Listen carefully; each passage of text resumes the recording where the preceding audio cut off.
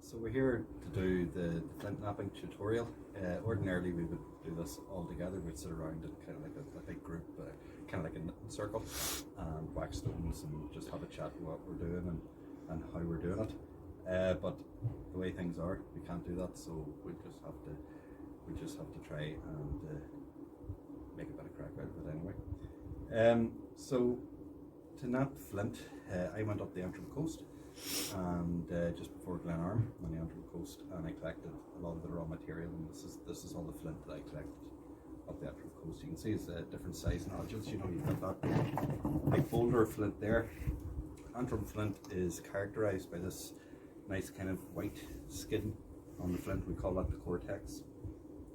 It's very characteristic stone. It's got a lovely kind of a dark greyish sort of a colour, as well with this white cortex.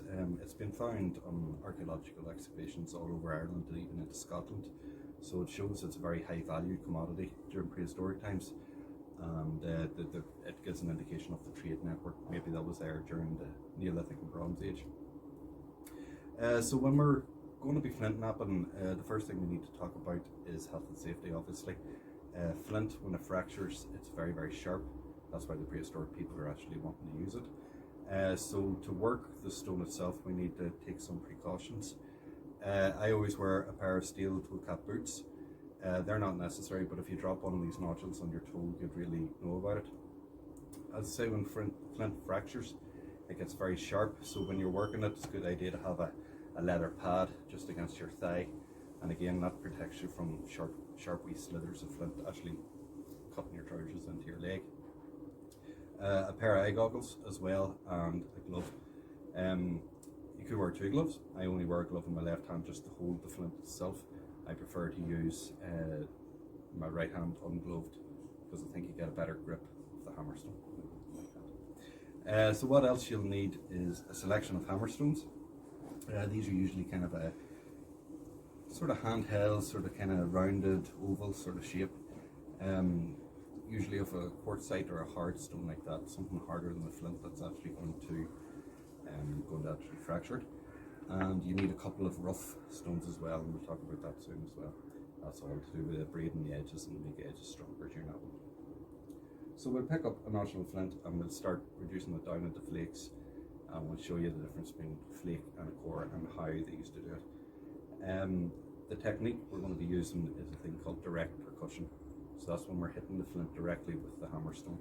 There's other ways to reduce your flint down to flakes and blades, and primarily indirect percussion that was practiced during the early Mesolithic, but you need antler to do that, and I don't have a supply of antler just up here at the minute. So hopefully when this thing's all sorted out and we can actually sit around and do this properly, we can give the other reduction strategies a go. So I'll put my goggles on and we'll pick up one of these nodules of flint and we'll start reducing it down into flakes, hopefully. So this is a good candidate just to start off on. Well, when I say good, it's not the greatest of flint, because you can see there's actually two major flaws running through the centre of the stone. So we'll take a few flakes off of this and try and avoid them flaws. But you can see the cortex goes all the way around the flint itself. So the first process would be to try and take that away and get into the best flint that's in the centre of the stone. One of the things you need to remember when you're flint knapping is your angles. So that's a likely contender there. You're looking for an angle that's less than 90 degrees. So you have a flat sort of top, and you see the stone dives away that side.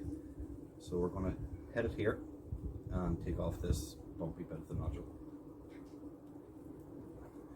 So you pick up a hammerstone. I like this wee stone here because it's quite handheld, but it's a very small surface area on the point, so you're actually maximising the force that you're applying into the stone itself.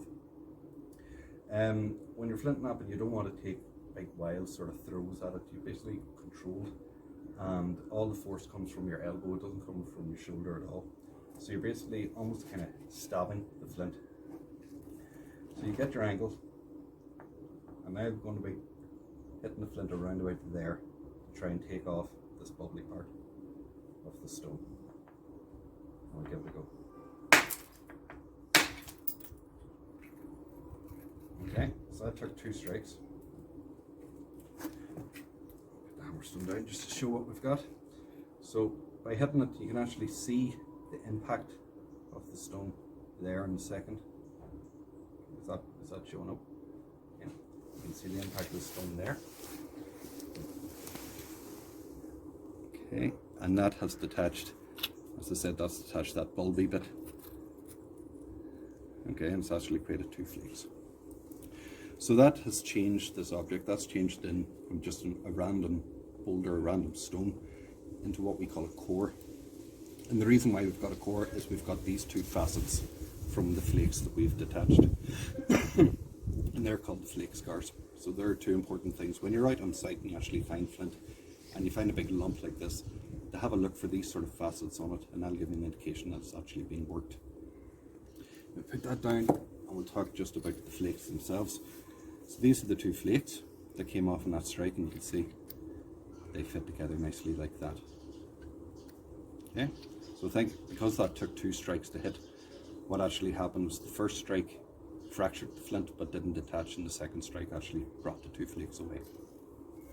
But the flakes are very, just put them in there just to keep them out of the way.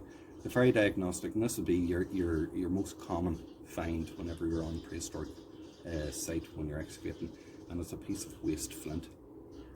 But we know it's struck. That's what I've just done there. I've just struck the flint and created this flake. We have certain attributes to show us that this is actually man-made. We have a flat area at the top where the stone hit, and that's called the striking platform, just in there.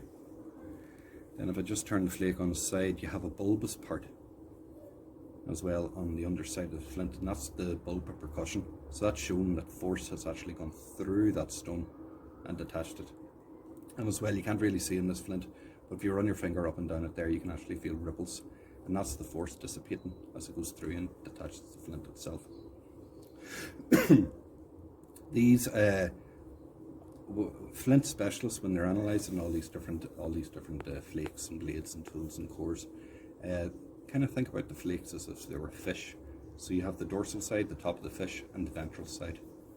Okay, so you'll always find your bulb of percussion on your ventral side.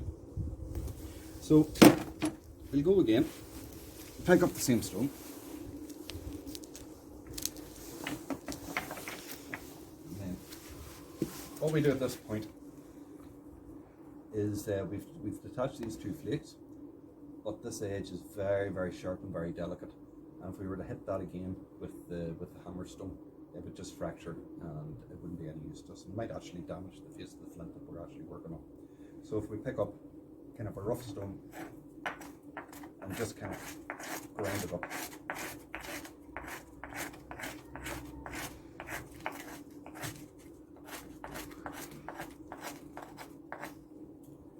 okay. So we've ground that edge up, and you can see we've stepped it back a tiny bit. If you look really, really closely, you can see all little small facets and flake scars. So we've strengthened that up. What we're going to do is detach another flake. We're going to hit it around about here-ish. Now there's a bit of a flaw there that you can see, so I'm not sure how this is going to go, but we'll give it a whack and see anyway.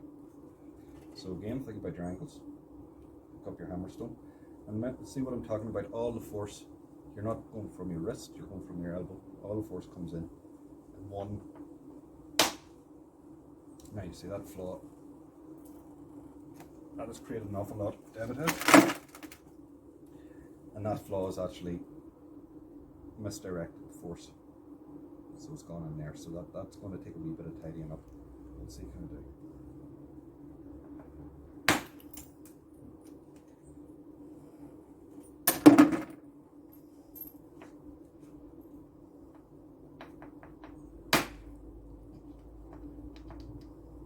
That's my favourite hammerstone broken. You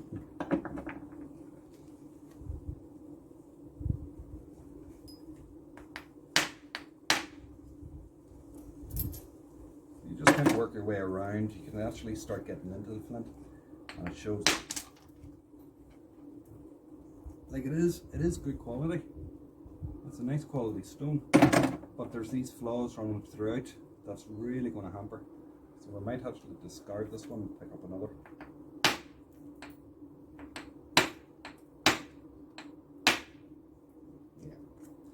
discard and pick up another one. This is one of the flakes that I got. You can see it's actually very big. It's one of the flakes I took earlier on from this big massive lump there. So it's just to show you what else you can do once you got the flakes. Now, what I'm going to just show here is the thing we call secondary retouch. This is a very sharp edge, and you could use that to cut meat or cut wood or whatever you want. But to strengthen the edge will make it last longer, and you do it by taking a series of little flakes over. And I'll just move my box over to try and keep things nice and tidy. Hopefully most of the flakes in the debitage will actually drop down into this box. So another way to hold your flint is actually cradle it in your hand, and you can see the reason why we're wearing a glove in this hand. If you're doing this yourself, I would say wear the other glove too, and then you start taking off. And start going around the edge. You see that big flaw.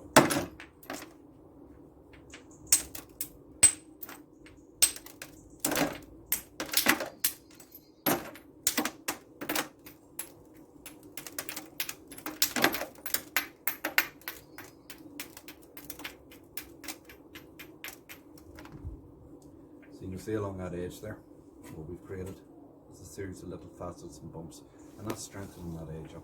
I'll take off this bottom part.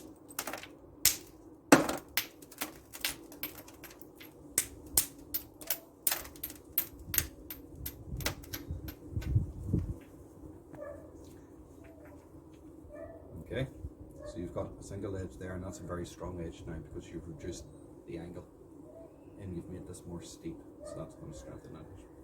What you could do as well is go along, turn your flint over, so you're going from the dorsal side of the flint, and you're going to take off flakes along this edge too. Now this takes a wee bit of more control. Put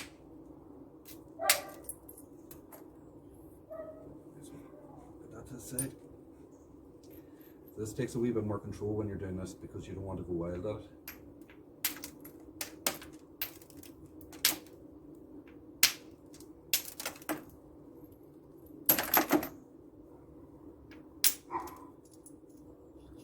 So you're starting to get very, very thin, sort of really sharp blades. When you're doing this, just be careful at this stage as well.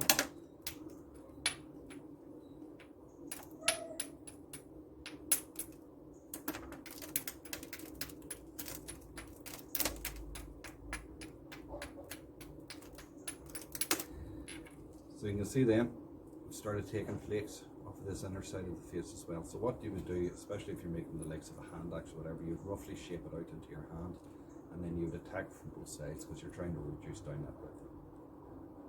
Okay. Now, this is one of the little flakes that was taken off, and you might want to come closer to this one. So this is one of the little small flakes that was taken off there, and you can see it's very, very delicate, it's very, very sharp, but again it's showing the attributes of a flake. You've got the striking platform, which is very small in a specimen, you've got the bulb of percussion, and you've got the ripples. That's how thin. So the prehistoric people would have used these, would have taken these and made knives or made scrapers and made arrowheads.